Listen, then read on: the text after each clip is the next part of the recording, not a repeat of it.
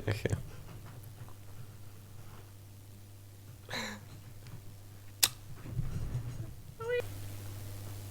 Tappy. Alright, hello, welcome to day 13 of Path to Freedom. Still trying to come up with the name, still haven't got anything better. 3 things I want to talk about today. First, I'm gonna try a bit of a different video. I'm gonna try to cut it. I've also found some music from a guy somewhere online. He's really cool, the music is great, and he said that you can use the video if it's non-commercial for free, but I decided to donate to him anyway, and he gave me a license so I can use the music now. So I'm going to try it, we'll see how it goes. Number 2 is I haven't talked about what happened in the past few days, which I only just now realized.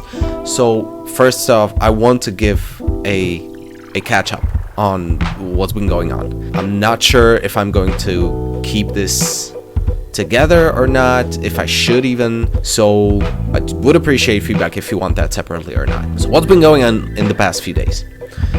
First, my girl's been sick, so we've actually gone to a hospital. Her ears hurt, and that usually means that you have an infection in your inner ear or something. We kind of freaked out, so rather go there than to prolong it and then have something worse happen, like your eardrum bursting or something crazy like that.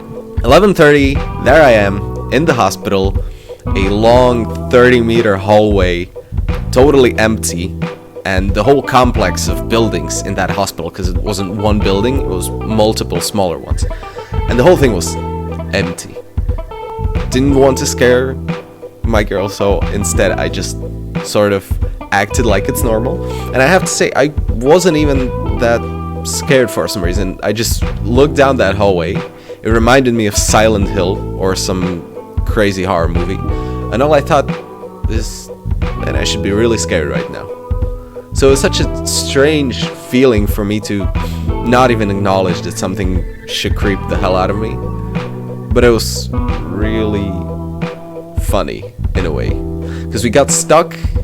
We went to an elevator and we got stuck on the 2nd floor, and the doors, which are manual on that elevator, were locked. And on the door with like a water marker was written, "You have to knock loud." And so we knocked. It was before midnight, and I'm just realizing this is getting creepier and creepier. So then the lady came and she's like, "You're going through the wrong door. This is the exit." So first of all, like, who has a separate entrance and a separate exit? Why do they have separate elevators for that? And third of all, why the fuck do they lock it if people make the mistake all the time?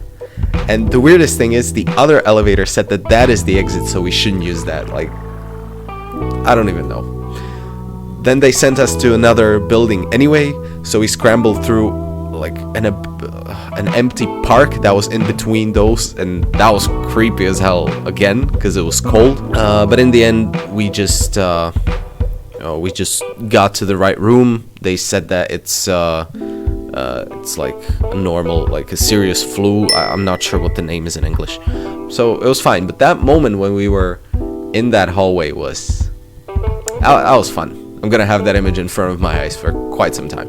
These past 2 days have been, I don't know, I couldn't find any motivation to do anything, which is strange because I still have that feeling in me that I want to do stuff.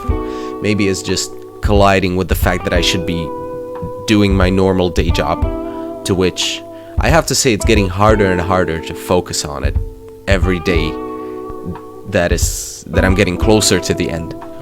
It's not easy anymore. It's not. The third part that I wanted to talk about is the purpose of communication is to get your idea into the brain of the other person, or as close to it as you can get. So in a way, it makes sense to talk on their level, on their understanding, in their context. So you convey that message as best as you can. So even though they might imagine a totally different thing, the feeling and the context that they get from it should be as close to what you feel. So in a way, a basketball player talking to a pro gamer, talking to a war veteran, might have totally different explanations on why things happen, and might have totally different analogies which they will use to compare that situation which they are describing, but they will all feel the same about it. So that's what I mean by communication. It might need different words. Lately, I started discovering that people use communication to express themselves. So just like I said yesterday, that instead of pandering to everyone, you should stick to your principles. I've discovered that a lot of people look at communication, which I haven't understood before, as a way to express themselves. So they will not accommodate to how the other person speaks. For example, a scholar talking to a normal person on the street with no higher education, they will still talk like a pompous jackass because that's how they want to convey themselves. A ridiculous example, but at least I hope you get the point. So what I'm saying is, there's a struggle for me to understand which one is right, or if both are right and you should know the situation, the context. It's a strange thing that at the same time you want to get the message across to the other person, but at the same time you want to keep your face and stay true to yourself.